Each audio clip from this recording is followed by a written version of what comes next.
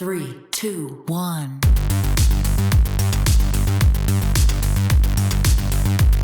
We got a nice tweet from Mark Pope today, encouraging us and wishing us well. Because he texted you that. Yeah, he texted. Yeah, it might have been just a text from us. Mark just texted us. And we hadn't heard from him for a while because he's been quiet. Yeah. Because he's got a lot of things going on. He's great. Over in the basketball office. So he wished us well, and we appreciate that. But let's talk about what he's got going on. He's got to still replace Chris Burgess, who left for Utah. Now, we expect it'll be Kahil Fennell. I think that's how you say that. A former Louisville assistant. It takes a little extra time for BYU to actually make a hire.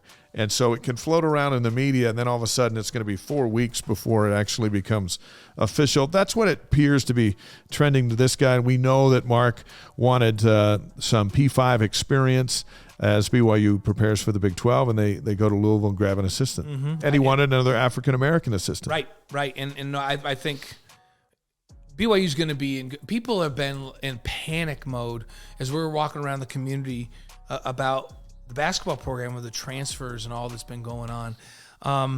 And they still have a scholarship left. They're still actively recruiting. People forget that a couple of these guys that came in that were big-time transfers, they didn't sign until summer, last couple of years. So they need to go get another big is what they need to do. And they would really like to get a big that has range that can step out and stretch the defense a little bit. So now, between you and me, I gave a tour on a Saturday to a big. Yeah. Seemed to have a good time. The day that I was, and here's the other thing. The day that I was co-hosting Sports Nation with Spencer, we had a big that was very skilled big, that was walking around. And we got to figure out if we're allowed to talk about these guys' names. We're not mentioning names. We're just saying guys are coming. That staff is working. We got to figure out if we can do this or not. But because of our affiliation with BYU. So we'll just say it may or may not have happened. Yeah, they've had some very skilled big guys on campus, and we can say that. Yep. That's not a mystery that they're still actively recruiting. And then they got Rudy Williams, who's coming from Coastal Carolina. It's a 6'2" guard. It's a guy that was a big time recruit out of high school, signed with Kansas State, played there, transferred out. But this last year at Coastal Carolina, he's a phenomenal shooter. He shot 50% from the field and 45% from three. But he's a guy that's really athletic. Everybody's like, what are we going to do to replace Alex Barcelo? Well, this guy, how are you going to replace Alex Barcelo? Right. He's one of the most gutty, smart, gifted physical, three-point shooters. Players, great shooter, one of the best shooters in the country. Hey, but I like what I'm seeing from Rudy Williams in the highlights that I've watched of Rudy Williams. He's a guy that can finish at the rim. He's athletic. He can step back and knock down threes. He can get his own shot. He can distribute the basketball. And they need guys that can shoot 45% from three. And they need a guy with a ball in his hands that can score. And so, yeah, I'm all about Rudy Williams right now. I from what I've seen, I think he's a really good get. They got 6'8" Braden Moore coming out of I think Virginia. He's a high school kid, a 4-star ESPN 4-star guy. Yep. They're still looking for some size. I think everyone wants to go. Where is the 7'5" guy? And if they get a 6'10" or 6'11", somebody that can kind of be a mentor to Tiki. That's what I'm talking about. It would be nice to get a 6'10" or 6'11" guy. Like a Tiki's going to be a big time back to the basket, in around the rim, rebound, change shots kind of a guy. Foose is a guy that seems to have really nice range out to 12, 15 feet. Would it be nice to have a guy that can make defenses chase all the way out to the perimeter? A 6'10", 6'11" guy that can go shoot threes and have a little more range, that you rotate in with those two guys. And now you've got something. Now you can create matchups that cause other teams problems. You mentioned Braden Moore, 6'8" power forward. Offers, so not just recruited by offers, Kansas, Wisconsin, Nebraska, Arizona State, Houston, San Diego State, Auburn. It's a good group. Yeah, so this, again, it's like, are we going to get an elite guys? Those are elite programs that have offered him. They get an elite guy. And, there were 6 guys that left. None of those 6 averaged more than 7 points a game. And they were familiar names, and they didn't want to sit the bench. They weren't Big 12 players. You can argue it back and forth, but the biggest contributor of the group that left went to the Big 12 in Caleb Lohner. We love Caleb, great guy, but 21% from the three-point line and 55% from the free throw line isn't going to get it done. Yeah, and his shots have to improve if he's going to play a bunch down at Baylor. Right. What the guy can do is rebound like crazy, and that's what BYU wanted him to do. Guy just goes and tracks everything, tracks boards out of his area. And but you just got to do, as you move into the toughest league in America, you got to do more. Yep. And so Braden Moore, a shooter, a rebounder, a big guy. Some of these guys are looking at fit that role, but I didn't have a problem with guys leaving.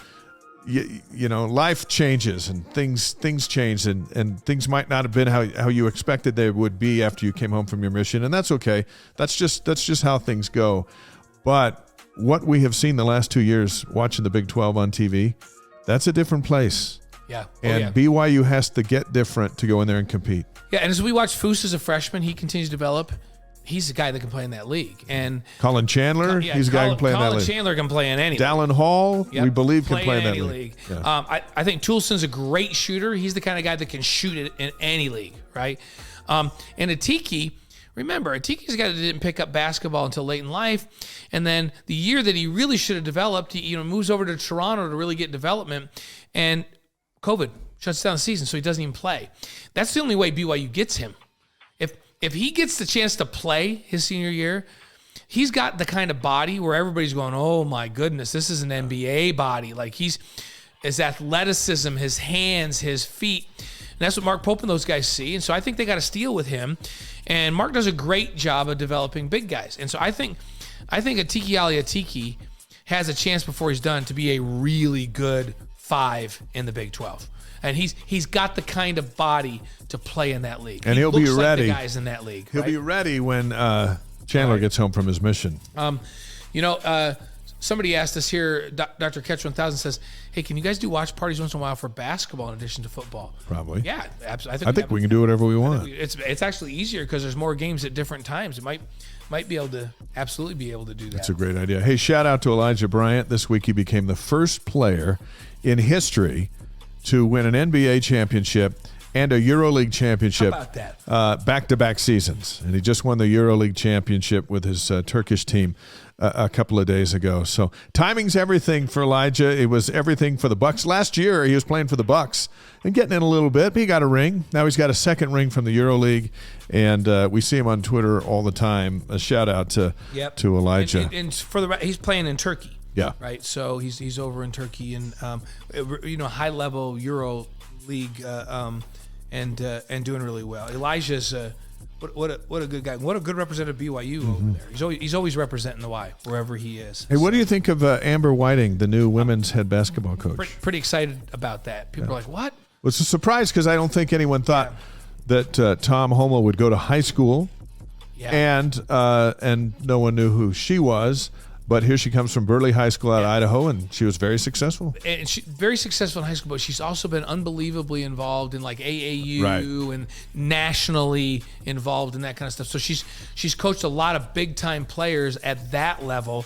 And I think that experience where she's been plugged into all of the recruits and that really, really high level of basketball right before – I think that's part of what she brings to this thing. She's going to relate to the players really, really well. I think the key is she's got to hold this roster together, and she's got to assemble a great staff. Yeah, I think she's got to keep some of the staff that's there because they understand the formula. Jeff, think about it. What Jeff's done over the years. Yeah.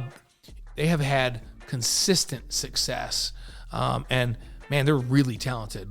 What they've got coming back, they keep everybody together. They're going to be really good again. Shayla Gonzalez and Lauren Gustin. You got the best scorer, best rebounder in the league. They'll be picked to win the league next year, even with a brand new coach. And so we look forward to getting to know her. We congratulate her. We all know Trent, her husband. We watched Trent play back in the day at the Marriott Center for the Cougars. And so Amber Whiting will succeed Jeff Judkins, who actually won more games than any basketball coach, man or woman, in the history of the BYU program. It's a lot of games. Yeah, it's amazing.